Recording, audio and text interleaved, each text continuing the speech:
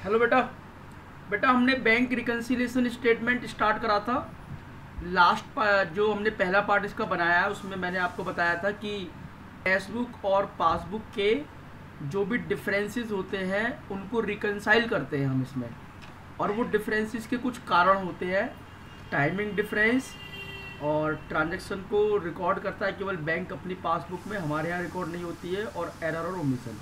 तो अब मैं ज़रा इनके बारे में आपको थोड़ा बताता हूँ कि क्या क्या रीजंस होते हैं। तो रीजंस के बारे में हम बात करते हैं। ज़रा देखो ज़रा कि क्या क्या रीजंस होते हैं। देखिए नंबर एक check issued oblique drawn but not presented for payment. इसका क्या मतलब है? देखिए हमने एक चेक इशू कर दिया, ठीक है ना। किसको हमने ये चेक इशू कर दिया? हमने इस व्यक्ति को ये चेक दे दिया। देखो हम चेक किसको इशू करते हैं? जिसके हम पे पैसे चाहिए, हमारे क्रेडिटर्स को हमने चेक इशू करा। अब ये चेक हमारे पास से इसके पास चला गया, ठीक। अब इसने क्या काम करा? इस चेक को अपने पास रखा। देखो होता क्या है कि मान लो, ध्यान से मेरी बात समझना, ये 1 मार्च है और ये है 31 मार्च। हमने इसको चेक दिया ये 28 मार्च को, सपोज दैट, ठीक है ना। हमने ये चेक 28 मार्च को दिया, तो हम तो अपने कैश बुक में एंट्री कर लेंगे। किधर की तरफ एंट्री करेंगे जल्दी बताओ? इधर की तरफ एंट्री करेंगे, क्रेडिट साइड में, डेबिट क्रेडिट। क्यों? क्योंकि हमने चेक इशू करा है, हमने पेमेंट करी है, तो हम कैश बुक में इधर की तरफ एंट्री कर लेंगे। और कब एंट्री कर लेंगे? 28 मार्च को ये हमने एंट्री करना है। लेकिन ये बंदा है, ये चेक को अपनी जेब में रखता है और ये चेक को बैंक में लेके ही नहीं जाता पैसे निकालने के लिए। तो होता क्या है, 31 मार्च एक ऐसी डेट है जब हम क्या करते हैं, हम अपना बैंक को रिकन्साइल कर रहे होते हैं, यानी कि हम अपने स्टेटमेंट से अपने अपने कैश बुक की ट्रांजैक्शन को मिला रहे होते हैं। तो हुआ क्या कि इसने चेक को अपने पास रखा, तो हमने तो कैश बुक में एंट्री कर दी, लेकिन ये चेक को बैंक में लेके नहीं गया। तो इसका मतलब बैंक की जो पासबुक है वो हमारी कम हुई नहीं है। अगर हम क्रेडिट करेंगे तो बैंक क्या करेगा? बैंक हमें डेबिट करेगा। लेकिन जब ये चेक बैंक में गया ही नहीं तो बैंक में डेबिट भी नहीं हुआ।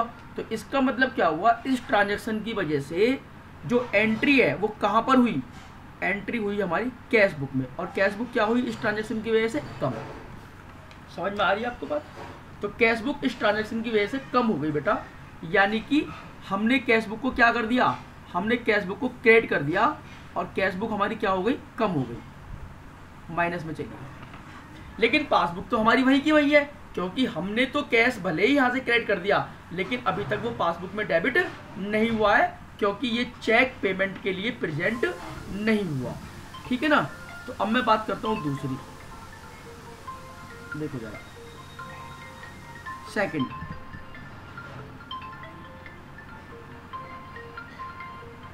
Check deposit into bank,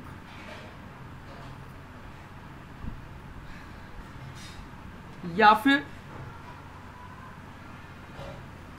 check paid into bank,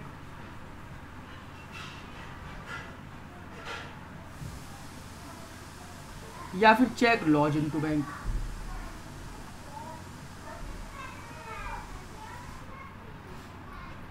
तो ये तीनों में से कुछ भी लिखा हुआ मिल सकता है आपको, चेक डिपॉजिट, चेक पेड या चेक लॉज। इसका मतलब क्या होता है कि हमारे पास किसी कस्टमर से चेक आया। भाई अब सीधी सी बात है, हम अपने कस्टमर से पेमेंट लेते हैं, तो हमारे पास कस्टमर से चेक आया और हमने वो चेक अपने बैंक में जमा कर दिया। मान लो कब? 28 मार्च को। तो हमने चेक जब बैंक में जमा कर दिया, तो होता क्या है कि बैंक को चेक को हमारी पासबुक में जमा करने में 3 से 4 दिन का समय लगता है। तो बैंक क्या करता है कि 3-4 दिन बाद ही हमारी पासबुक में उसको क्या करता है, क्रेडिट करता है। देखो बात समझो, हमने क्या करा होगा, इसकी वजह से हमने क्या करा, हमने तो कैश बुक को हमने ये एंट्री करी होगी किसमें, कैश बुक में, और कैश बुक में हमने किधर की तरफ एंट्री करी होगी, डेबिट वाली साइड में एंट्री करी होगी, क्योंकि हमने चेक डिपॉजिट करा तो हमने तो कैश बुक बढ़ा दी। लेकिन पासबुक में ये एंट्री नहीं हुई, क्यों, क्योंकि बैंक को 3-4 दिन लगे, क्यों हमने तो 28 तारीख को एंट्री कर दी और 31 मार्च को हम BRS बना रहे हैं, अपना बैंक रिकनसाइल कर रहे हैं। तो इसका मतलब क्या हुआ कि 31 मार्च तक ये पासबुक में एंट्री नहीं हुई है, बैंक ने ये एंट्री करी है 2 तारीख में या 3 तारीख में अप्रैल के महीने में। तो इसका मतलब क्या हो गया, इसका मतलब ये हो गया पासबुक में ये क्रेडिट नहीं हुई है। तो ये एंट्री बताओ कौन सी बुक में ही शो हो रही है, ये एंट्री केवल और केवल कैश बुक में शो हो रही है। और बताओ इस एंट्री की वजह से कैश बुक क्या हुई होगी, इस एंट्री की वजह से कैश बुक हमारी बढ़ गई होगी, यानी कि हमने डेबिट करी होगी, मतलब हमने प्लस करा होगा। लेकिन पासबुक में ये एंट्री नहीं हुई है, ये बात आपको क्लियर हो गई। और मैं आपको ये बता दूं, केवल ये ही 2 एंट्री ऐसी होती हैं जो कैश बुक में होती हैं, लेकिन ये एंट्री पासबुक में नहीं होती है। दीज 2 एंट्री या these entry are recorded only in cash book due to timing difference, due to timing difference. तो ये 2 एंट्री केवल है। अब मैं जो आपसे बात कर रहा हूं, तो मैंने इसको लिख देता हूं यार, timing difference.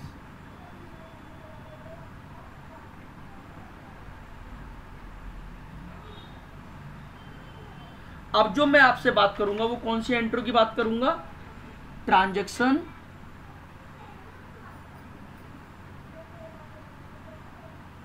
Recorded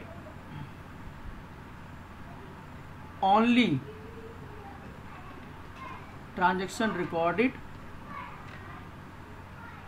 only, transaction recorded by bank only, ऐसे लिखो आप इसको, by bank only.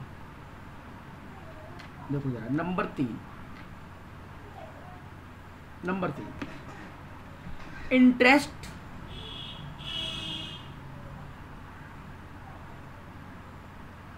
Allowed by bank. Bank ने आपको इंटरेस्ट अलाउड करा, अलाउड का मतलब क्या हो गया कि बैंक ने आपको इंटरेस्ट दिया। जब बैंक आपको इंटरेस्ट देगा तो आप मुझे ये बताओ, बैंक आपको क्या करेगा बेटा, बैंक आपको डेबिट करेगा, यानी कि पासबुक डेबिट हुई होगी इससे, पासबुक क्या हुई होगी इससे, डेबिट हुई होगी। तो हमारी पासबुक इस एंट्री की वजह से क्या हुई होगी बताओ जरा, ये एंट्री कौन सी बुक में हुई होगी, पासबुक में। और पासबुक क्या होगी इससे बड़ी होगी, बड़ी होगी मतलब पासबुक क्या करी होगी, उन्होंने डेबिट करी होगी, मतलब प्लस करा होगा पासबुक को। बोलो हाँ या ना, सीधी सी बात है। अगर हम डेबिट करते हैं तो बैंक क्या करता है, क्रेडिट, और अगर अगर हम क्रेडिट करते हैं तो बैंक क्या करता है, डेबिट। बैंक ने हमें इंटरेस्ट अलाउड करा है। मैं 1 मिनट गलत कर गया बेटा यहाँ पर, सॉरी। पासबुक बढ़ेगी हमारी, तो ये पासबुक तो बढ़ेगी नो डाउट, तो बैंक हमें क्रेडिट करेगा बेटा, क्रेडिट यानी कि प्लस करेगा बैंक हमें, ठीक है। हाँ, तो बैंक क्रेडिट कर देगा। अब देखो 4th एंट्री, 4th इंटरेस्ट, ये मैं शॉर्ट में लिखता हूँ INTT, कभी आप कंफ्यूज हो जाओ। इंटरेस्ट चार्ज बाय बैंक, ये बैंक ने इंटरेस्ट चार्ज करा भैया हमसे।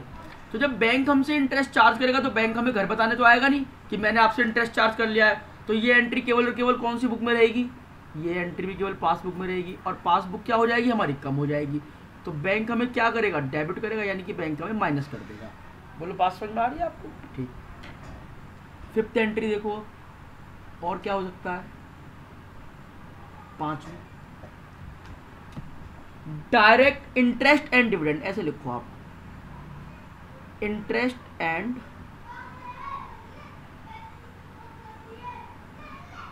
डिविडेंड कलेक्टेड बाय बैंक,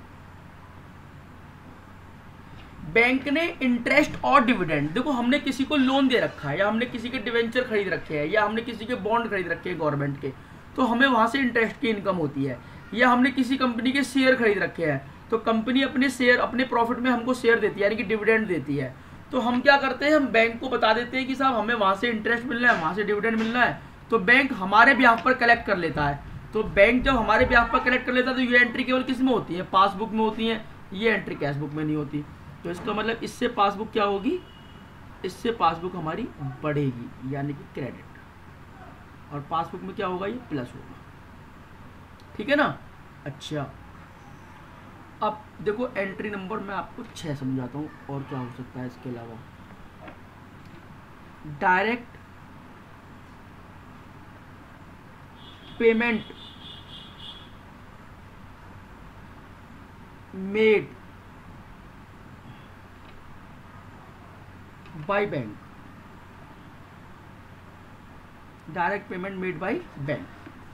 अब direct payment made by bank का मतलब क्या हो गया कि बैंक ने हमारे ब्याह पर, हम बैंक को एडवाइस दे देते हैं कि भाई हमारे इंश्योरेंस की पेमेंट कर देना, हमारी वो ईएमआई चल रही है लोन की या होम लोन की या जो भी है, तो हमने अपने बैंक से बोल रखा है कि भैया हमारी उन ईएमआई की पेमेंट कर देना। तो बैंक हमारे ब्याह पर डायरेक्ट पेमेंट कर देता है, किसी भी क्रेडिटर्स को हम पेमेंट करा सकते हैं, किसी को भी, तो बैंक हमारे ब्याह पर पेमेंट कर देता है। तो बैंक हमें नहीं बताता ना, हम तो बैंक हमारे ब्याह पर पेमेंट कर ही देता है, हमारे वर्कर्स को सैलरी पे करनी है कुछ भी है। तो इस ट्रांजैक्शन की वजह से क्या होगा बेटा, इस ट्रांजैक्शन की वजह से पासबुक क्या हो जाएगी, डिक्रीज हो जाएगी, यानी कि बैंक हमारी पासबुक को क्या कर देगा, डेबिट कर देगा, मतलब माइनस कर देगा। ठीक, चलो अब मैं नेक्स्ट पेज पर आपको समझाता हूँ 7th entry. 7 direct deposit into the bank by customer, यहां लिख देता हूं मैं, direct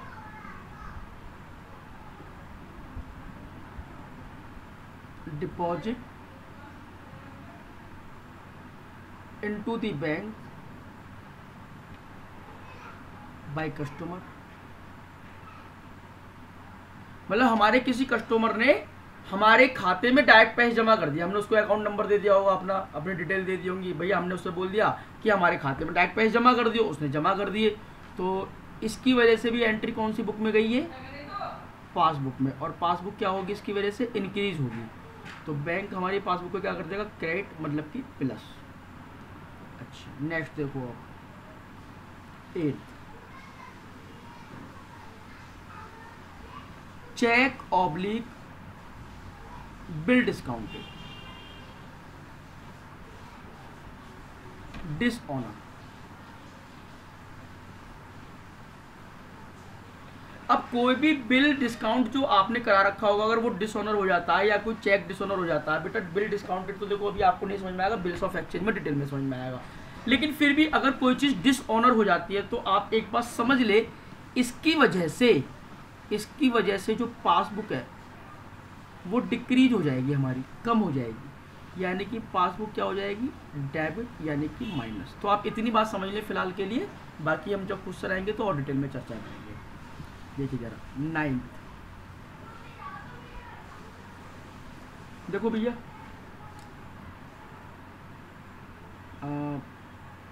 bank charges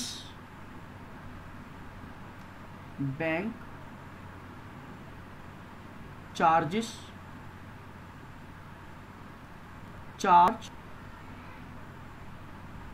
by bank ने कोई बैंक चार्जेस हमारे ऊपर लगाए, कोई डीडी बनाया होगा, कोई सर्विस हमको प्रोवाइड करते हैं बैंक बहुत सारी, तो उसकी वजह से तो हम इससे हमारी पासबुक क्या हो जाएगी, इससे हमारी पासबुक डिक्रीज हो जाएगी, यानी कि बैंक डेबिट कर देगा, हमको माइनस कर देगा मतलब।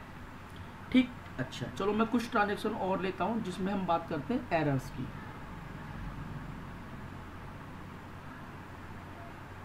ठीक है ना। अब एरर्स में क्या हो सकता है, आप देखो मैं आपको 1-2 एरर समझा देता हूं। चेक डिपॉजिटेड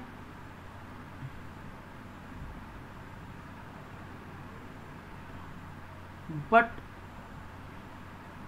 नॉट रिकॉर्डेड, मतलब हुआ क्या कि हमने चेक बैंक में जमा तो कर दिया, डिपॉजिट कर दिया, लेकिन बाय मिस्टेक हमने वो अपनी कैश बुक में रिकॉर्ड नहीं करा। तो जब हमने वो कैश बुक में रिकॉर्ड नहीं करा तो जरा इस ट्रांजैक्शन का बताओ क्या फर्क पड़ेगा। ये हमने तो अपनी बुक में एंट्री करी नहीं है, तो ये कौन सी बुक में एंट्री हुई होगी, ये पासबुक में एंट्री हुई होगी, और पासबुक तो होगी इंक्रीज, तो हमने तो एंट्री करी ही नहीं इसका मतलब, तो ये एंट्री कौन सी बुक में हुई, पासबुक में, और पासबुक क्या होगी इससे क्रेडिट यानी कि प्लस, ठीक है ना। कैश बुक में हमने ये एंट्री नहीं करी है, इसीलिए ये एंट्री पासबुक में हुई है। अच्छा जी, और देखो check issued but not recorded. अब हमने कुछ चेक इशू करा लेकिन वो रिकॉर्ड नहीं करा, तो ये भी अकाउंटेंट भूल गया, तो इसकी एंट्री भी कहाँ चली जाएगी, इसकी एंट्री भी पासबुक में चली गई होगी। देखो एक एंट्री दोनों जगह नहीं होगी ऐसा तो हो ही नहीं सकता, एंट्री एक जगह जरूर होगी, या तो कैश बुक में या पासबुक में।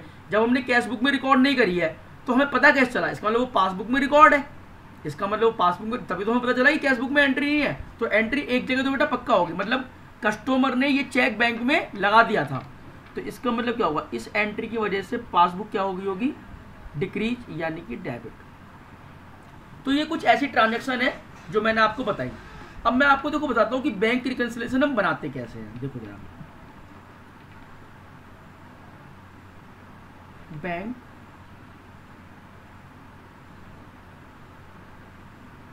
रिकंसिलिएशन स्टेटमेंट, तो मैं थोड़ा सा आपको बता देता हूँ।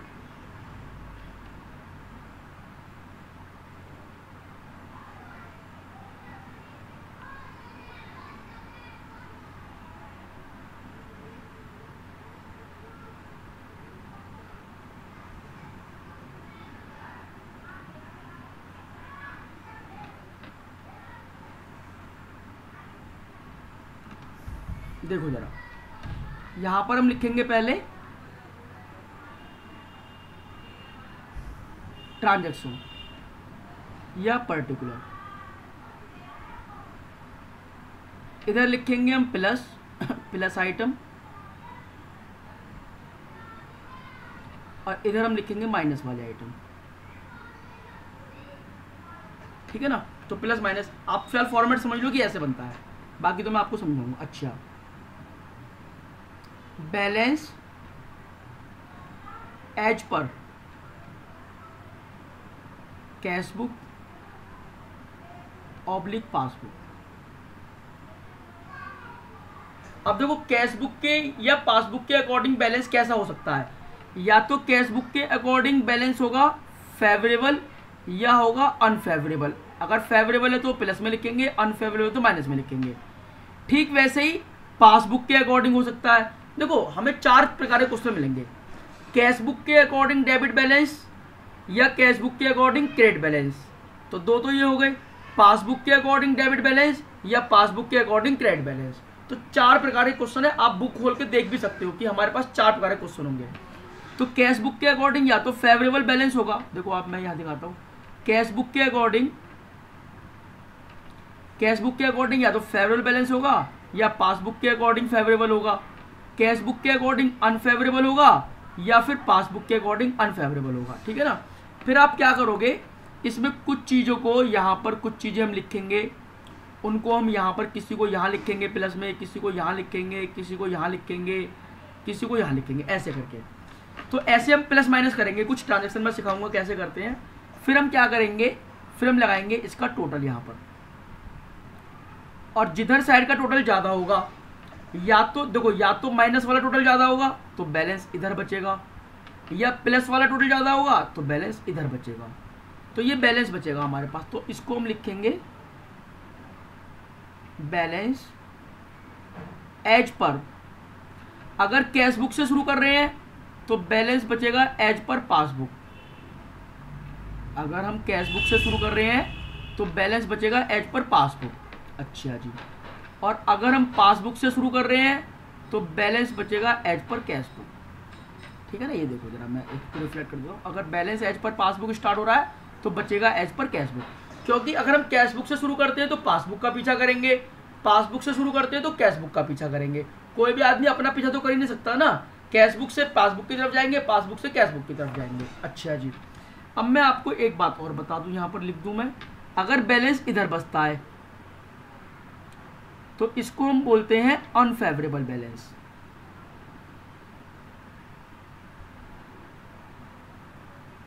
Unfavourable balance. और अगर बैलेंस इधर बचता है तो हम इसको बोलते हैं फेवरेबल बैलेंस।